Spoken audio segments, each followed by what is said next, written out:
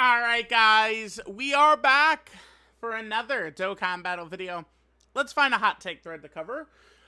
We've been in a little bit of a slow period here. We do have a reveal coming tonight. We'll see what it could be. Could be an LR, could be a Dokkan Fest TUR, dual Dokkan Fest, who knows, right?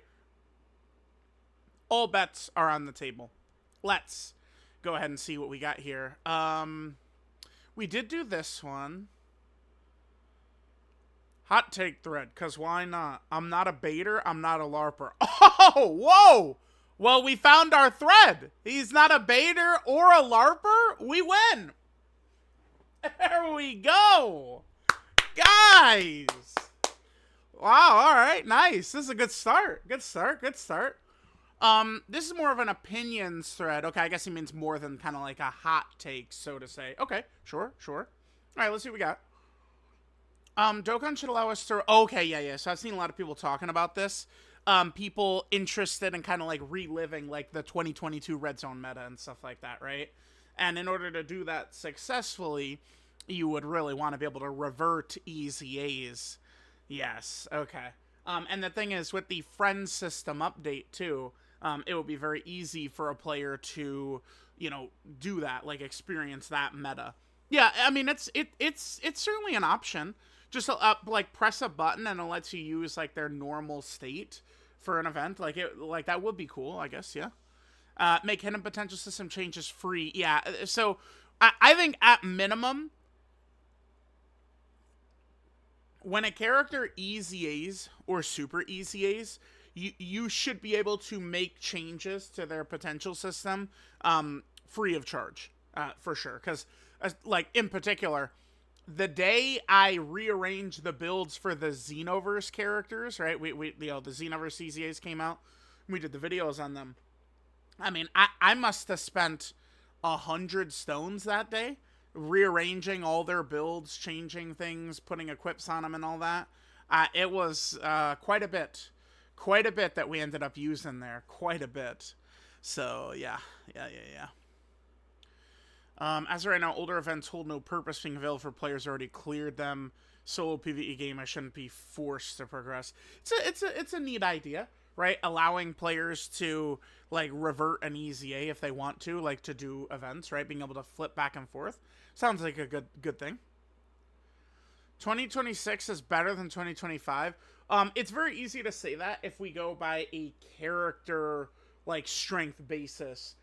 It's funny. The reason 2023 is actually thought of as the worst Dokkan year is because here. Let's go by JP order, and then let's just head back to 2023.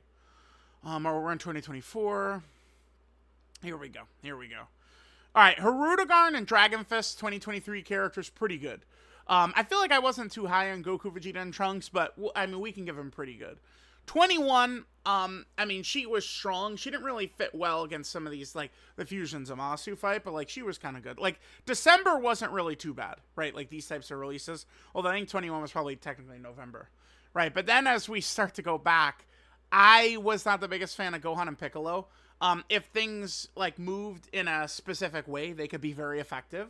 But, I mean, it's just one of those characters where you needed things to go a specific way. Ribrianne, Rose, and Kakunsa were a very weird unit, but they did have, one of the strongest things a character could do in history, giant form, right? And that's why, to any dingleberry heads, I don't know, any numbskulls nowadays who want to go like, Demigre's not that good. Yeah, he is. He's got a giant form. He's quite good, actually. Jiren, by the way, who's the worst EZA of all time, he is. It's true.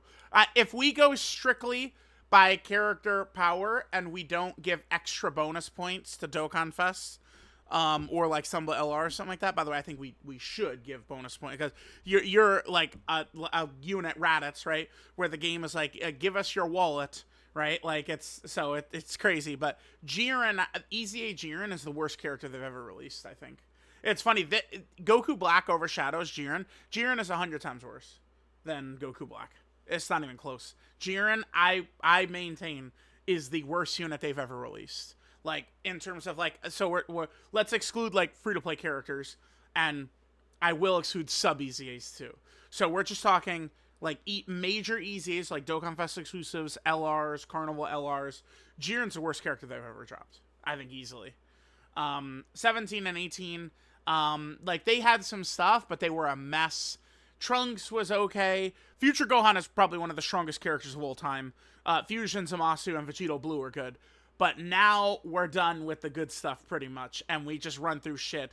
Super Trunks sucked ass. Omega sucked ass.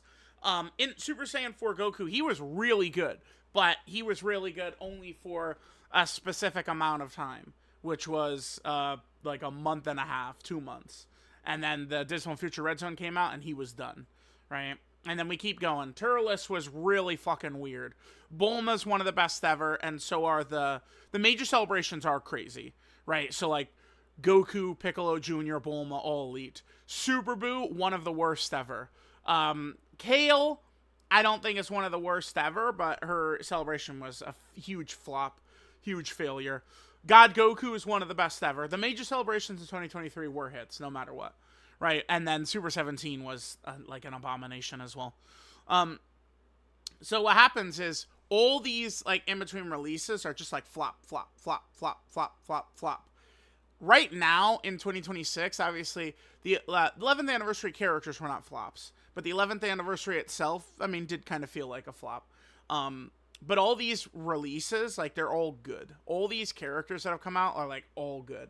It's, like, you really got to nitpick. The one character I'm probably the most down on is, like, this Goku and Piccolo.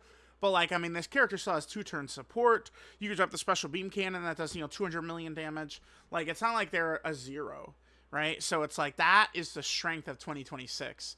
Is how good character releases have been, how good teams have been, how good team construction has been, right? All I've seen, every, like, initial data download, the amount of whining and crying I've seen has been the most ever, right? These, like, tears of complaining. And then by the end of the celebration, the team is really good. It's happened 4 times in the last couple of months here, so, yeah, that's the strength of 2026 is how good the characters are. Right, but obviously the 11th anniversary feeling like a flop, and then the time limited content is the negatives. Mainly because the first half of 2025 was mid to bad. Yeah, and remember, what really hurt it drastically was the fact that all those characters at the start of 2025 hit, AGL Kid Goku, right? Just like a lot of those characters were designed for longer fights, and then GDC switched it up to actually, it's turn 1, slot 1, chaotic AoE, locking meta, right? And it decimated the start of 2025. 2024 is still better than both currently, though. Sure, here's the problem with this, and this is the thing every time we go back and look at anything. 2024 is so elite, right? In many, many reasons. But it's so funny because my remembrance of 2024 is people mad every single second, complaining nonstop because of the shittily done global sync. It's so funny. Like we'll retroactively look and people will be like, oh my god, the Cooler Movie Celebration was so good. People fucking hated it when it was going on, man. Like all this stuff. It's like everything that's ever dropped in this game, understand people are hating heavy. And then we get real opinions of it later on down the line. That's how it works. That's always how it works. Everything that comes out is the worst ever, and then the real opinions will come later on. Right? So, yeah, First Form Frieza, he is one of the worst Dokkan Fest ever, but not the end of the world when, like, every other release around was, like, I think, like, really good, right? And I am a Toppo defender. I thought Toppo was quite good. I mean, Toppo got hurt pretty bad by the Tanabata power creep, but, I mean, he was still usable in that Universe 11 mission, right? 8th anniversary Dokkan Fest easiest when needed one small change to make them more exciting to use. To me, it's just, so the Buu Saga one only stacks defense, and the GT one only stacks attack. To me, I think if they both stacked both, that is the solution to our problems. That's all we needed. If they were both stacking attack and defense. People said, oh, it's probably because of the bit limit. Well, Dokkan actually just fixed the bit limit, but unfortunately, these boys still kind of, are the way they are. Passive stacking like Goma is interesting. Doesn't carry over to the standby, I see. Oh, this was up, I think, before Dokkan fixed the bit limit right here. because yeah, it doesn't carry over to the standby. The reason that would be so relevant is because of the bit limit, the Spirit Bombs couldn't do all the damage, stuff like that. Although now they could, right? But yeah, this is not a terrible idea. Yeah, actually, passive stacking. Yeah, okay, sure. Oh, dude, this is so much. Oh my god, I feel like that's so much every turn. Holy shit. Yeah, but it wouldn't be active for the standby, so I could see it. Would be fun. Would be fun. 2023 gave it. Yeah, so 2023 again. The major celebrations were all hits. People, you will see it almost every day of arguments over 23rd World Tournament Goku and God Goku. Here's the honest truth: they're both Hall of Fame units, right? Like 2023. The major celebrations for the most part were just killers. It was so good. The problem was all the in-between stuff. You could make an argument, though, that is a good way to structure the game. Because, like, I don't know. So, like, these Xenoverse EZAs are great. Or, like, think about the Saiyan Saga celebration in particular. Well, it's frozen. The Saiyan Saga celebration, people did not give a fuck about. Which is, I mean, do I feel a little vindicated? Maybe a bit. But, like, I told people, like, Saiyan Saga, unfortunately, does not have the motion that people think it does. I mean, if we're doing analysis of the series and the writing and the story concepts, yeah, Saiyan Saga is GOAT 10 out of 10. But when we're talking about gotcha game, Saiyan Saga ain't no 10 out of 10, right? People don't give a fuck about Saiyan Saga, actually. They don't give two shits. Sorry. I'm sorry. It's just the truth. So we look at this. But it's like Vegeta and Nappa are super good, and like all this stuff is super good, but like people like weren't really on the game too much to really care, right? When people are on the game is when it's anniversary, when it's, Golden Week, these big celebrations. That's why, like, 2023, for as much grief as we give it, that structure is better than flopping major celebrations. Hitting really hard on these major celebrations is huge, because that's when the players are on the game, right? Like, people are not playing, like, Dokkan, we're, halfway through 11 years now. Like, players are not playing it all year long. There aren't many wackos like me who, it's like, even during this, like, little break, this slow period, right? You guys know what I've been doing. I've just been grinding trophies, man. That's what we do. Oh, this is probably an RPG, huh? Oh, is that? Oh, damn. That a Teller series or whatever? I gotta try that out. But I've been, working towards FF7 Remake. I've been enjoying my time. Been, getting exercise in and stuff like that. But it's like not everyone is like obsessive. So like even during all that, I just have been doing the Whis event every single second. Right? I've done like 3,000 runs of the Whis event just in the last couple of days. Like, I've just actually been spamming it because I don't really have much showcases to do. The only showcase I have to do, I really should do this today. It's Garlic Jr. The Rainbow for LR Garlic Jr. I should get this up today. I think I might do this video and then Rainbow Garlic Jr. And then after that, we'll wait for the producer's letter tonight at 11. Probably what we're going to go ahead and do, right? But yeah, hopefully Dokkan will make sure to hit on these major celebrations, because that's when a lot of players are there. New top 5 LR Vegito after 3-year drought. Yeah, this guy, remember, he was not shit when he came out. This guy was very good. Nowadays, the character's become such a meme. I think people just kind of, like, think that he wasn't that good, but it's not the case. 10th anniversary was great. Yes, like, 10th anniversary was great. Boom. Like, not an opinion. It was great. Had one major issue, made it very unenjoyable for me once it ended, and that's the send-off events. Red zones being badly designed. Okay, hold on. Because they were huge damage sponges. Yeah, I'd agree. Battle hard and formidable foes. Badly designed. Catered towards one long run where nothing happens for 20 minutes.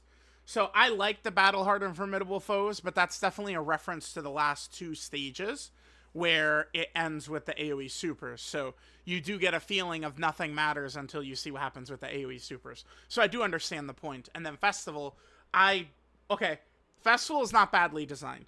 Like we could have like these arguments. We could go back and forth. The only area I would say Festival is badly designed is that the Daima phase has too much HP. I think. I think it's that part is maybe a tiny bit unfair. Let's go here. But like people complain about charges. If there wasn't charges, the fight would not be tough. End of discussion. Like, charges are the only reason the fight has any juice whatsoever. They marketed it as the hardest fight of all time. The crying about Festival, I mean, there's no talk about it anymore, but like, we could finish the crying about Festival. Enough is enough. I would argue this is a well-designed fight. It's just sat there. You could do it when you want to. Crying about Festival is way too fucking overblown. Period. And I think it's well-designed, except for the Daima phase right here, because Glorio and Daimagoku combined for 1.6 billion HP, the two of them, and you have 3 turns to do it. Then we have the 2 billion HP bosses, but we have 4 turns to do it. Festival is well designed. It's just too much for people. Like, this is still probably the hardest fight in the game. It's like, for a very experienced player, right? Like, I could jump in a Festival and beat it 25 times in a row without trying. Like, it's just, you know, like, I know what I'm doing. I know what characters run. I know what levels to hit. Like, we just boom, boom, boom, boom, boom, boom. Not even tough, right? But, like just regular, like, Alex, like, the casual Dokkan player, this shit is gonna be hard as fuck to have to go through all of these, right? And then get to the end and beat Gogeta and Vegito. Like, these are the hardest fights. And especially, again, if you're a casual player, there's no discussion between any of these, like, Goku Black and Zamasu fights, Tamagami 1. Tamagami 1 is very tricky, but if you're just going to jump in there with items, you'll shit on Tamagami 1 in 2 seconds, right? This is the hardest fight by far, even now, right? Because it's, you know, again, think about all these difficult red zones and stuff like that. Outside of, like, original red zone Broly, you couldn't just use an item and you cleared it. It didn't work like that with him. But most difficult fights these days, if you just use, like, 2 Whis, you know, boom, the fight is, like, not going to be that tough. You can't do that here. Like, that doesn't work, right? So, but, like, this is the hardest fight. I argue this is well designed. I'll give you the red zones are damage sponges. Battle hard and formidable foes, I see your point, because we're just going through the fight and then AoE, you know, 20 minutes in. Festival is a well-designed fight. People just cried and cried and cried and cried, because that's all the Dokkan community is good for. Crying and crying and crying and crying and crying and crying. That includes me, too, with box face and stuff, right? So, like, it's just, it is what it is. But I will defend Festival all day long. This was actually, like, very well-designed, a great fight. And they didn't make all fights like Festival. It was a one and done. So, I think, like, those who cried excessively about it, you took the L. Sorry. You took the L. Tech Super Vegeta was not it in terms of design. This was crazy. No voiced Yosha is what, yeah. Like, as crazy. That's, like, such an iconic moment. Like, any single time that we would do, like when they did the reveal, I mean, I would go show it, but, like, funny enough, well, I'll probably get this hot take video copyrighted here if we go back for this. Hold on, I just want to double check. Like, when they're going through stuff, certainly they show Vegito Yosha, right? Like, they always do. Nah, they didn't. It went to Super Vegito. Super Vegito transforming. Okay. To be fair, Dokkan does have this in the game. Yeah. Okay. Okay. Vegito isn't the focus of the unit.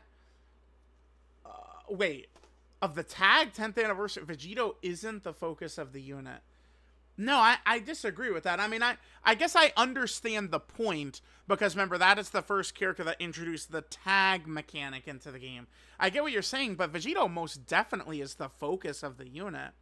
Damage, power creep. Yeah, but, I mean, unfortunately here, the bit limit is now gone. So it's like, I feel like some of these, like, these might be worded differently with knowledge that the bit limit is now gone. Yeah, because this guy showing up was the first time. By the way, that face right there, that's that right there. I actually, like, I'm very good at picking up all these references. I actually missed that Vegito. Oh my god, I'm such a noob.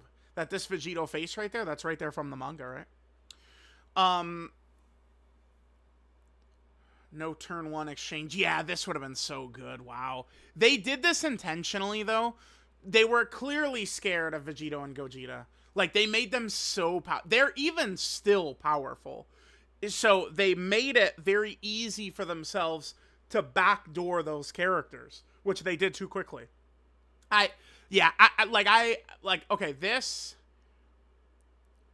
all of this I disagree with. I mean, the damage power creep, I guess, I mean, maybe, sure, but, like, I mean, we do have the fix for the bit limit now, blah, blah, blah, blah, blah. Vegito isn't the focus of the unit. I disagree. No turn one exchange. I agree with this, but it's clearly the point, is they wanted to give a backdoor so this character is not invincible forever. If you could go into Tech Vegeta turn one, this character would be a lot better. They would be way better. No slot one abilities right away. Yeah, like, that's the point. If, like, they were very terrified.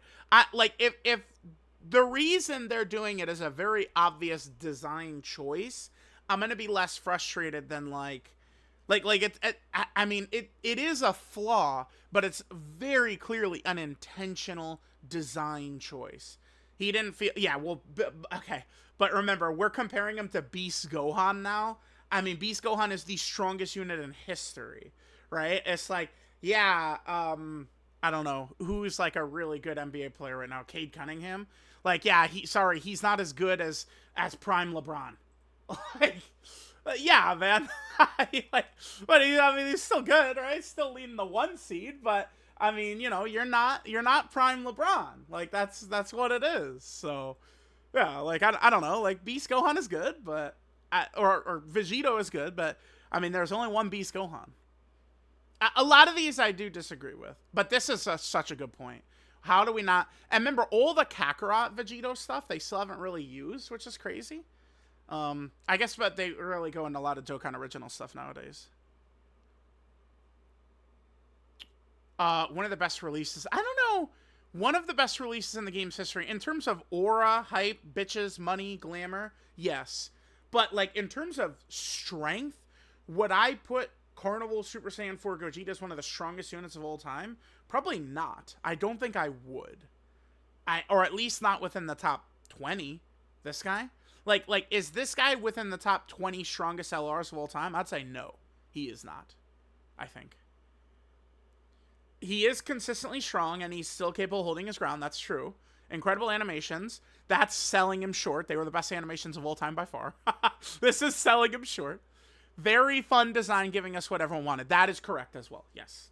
Because, you know what we wanted? We wanted turn 1, slot 1, ass fucking. And that's what he gave us, right? Like, it's, you know, we don't have to, all right, turn 4, under 70% HP. Like, it's just Gogeta turn 1, and he destroys. Yeah, that's what we wanted. That is true. But, like, I mean, if we're including the hype around him, then he does become one of the best releases in the game's history, yes. But if it's purely off of a strength level, I'd probably say no. Oh, yeah, I love this guy. Evil Boo is great. Yeah. That 2024 Golden Week is so crazy. Yeah. Evil Boo. Yeah, people hated on this guy a little bit, but he was good. He was good.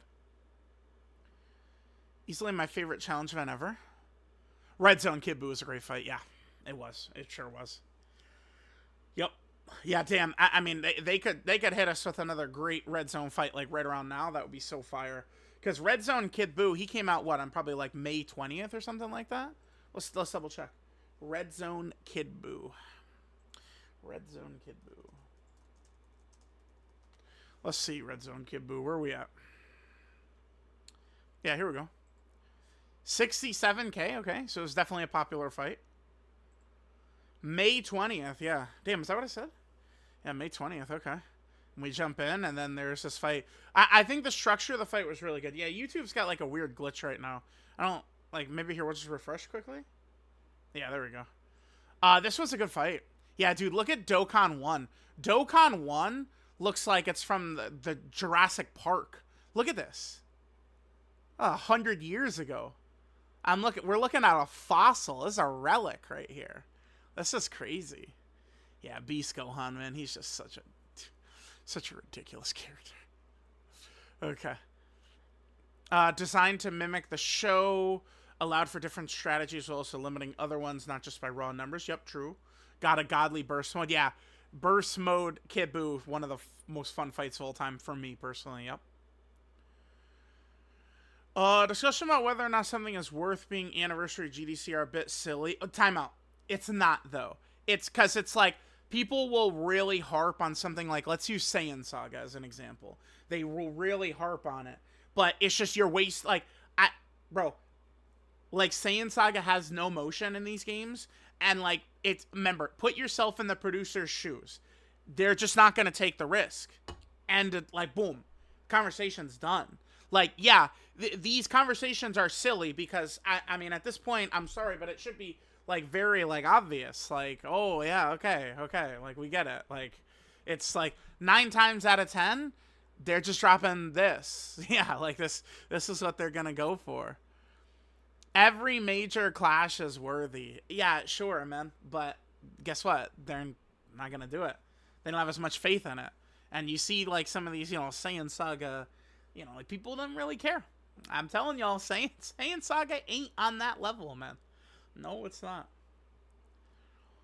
More about who they're paired up with. Well, I mean, this is why, like, Bojack, right, could hit, like, a Dokkan Fest LR slot or a Carnival LR slot because he's paired up with that Super Saiyan 2 Gohan, right?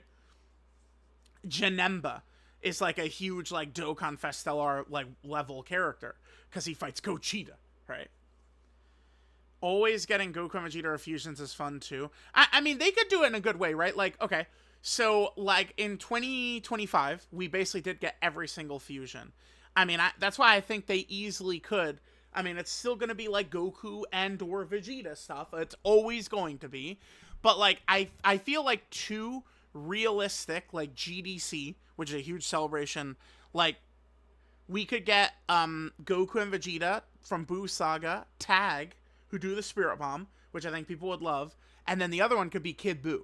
And so Kid Buu would get, like, a major GDC, like, LR type character. Like, that is realistic to me. I think, like, doing another Namek Saga now is realistic to me, right? I think Kid Goku and Demon King Piccolo as kind of, like, what that's I think that could go over well. Yes. Like some of those.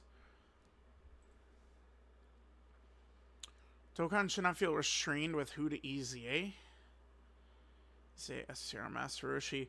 Yeah, I guess. I mean, they are working on their formula, like, or their pattern, or whatever you want to call it. Right now, 2024 characters are ineligible to EZA. I mean, one day they could just switch that up, and it would be fun. Yeah, because I remember there was a lot of discussion about EGL Kale getting her EZA. Yeah, it was a year ago for Golden Week last year. A lot of people were talking about EGL Kale. She could get her EZA. There's no reason she can't. And it's like, well, but they've never done this before. The way it works is a character right now opens up to EZA 3 years after they came out. So next year, Beast Gohan, you know, Carnival Gogeta, Broly, Topo, Super Saiyan Vegeta, right? Like, all those types of characters will open up for EZA next year because it's 3 years later. That's the way it works, right? But, yeah, that's it. That's the way it works. But, like, I don't know, like, we get DKP and Kid Goku for this Goku Day celebration, and they just say, fuck it, and EZA Master Roshi. I mean, it's not a bad thing. Yeah, I agree. A unit's bad, buff them. Yeah, they should. Oh, that was it! Oh, damn, I was having fun. I mean, this was a good thread. I felt like these points were very... what's the word? Because, like, this right here, like, you know, the events were very enjoyable once it ended, and I'm like, I saw Battle Hard for Formidable Foes, so I was like, bro, Battle Hard for Formidable Foes is good. But then you read it, and it's like, badly designed, catered towards one long run where nothing happens for 20 minutes, and it's like, well, that is what happens with the last 2 stages of Battle Hard for Formidable Foes, right? Because you're waiting for the AoE to hit. Yeah, this was a good thread here. Let's see. 11 takes, 11th anniversary year, gotcha. Don't think the thread will blow up, but it was a good one. It was a good one. Just more so focusing on his genuine opinions and things he's thinking of. One of your best tweets of all time. So this is dying to show off a new UI Goku. Oh, I see. All right, we'll see. We'll see. We'll see. Chat, let me know what you guys think. Hot takes. Always fun. I will catch you guys next time. Good that we did a take thread. Not a baiter, not a LARPer. Pretty good. Pretty good. It was off to a great start, right?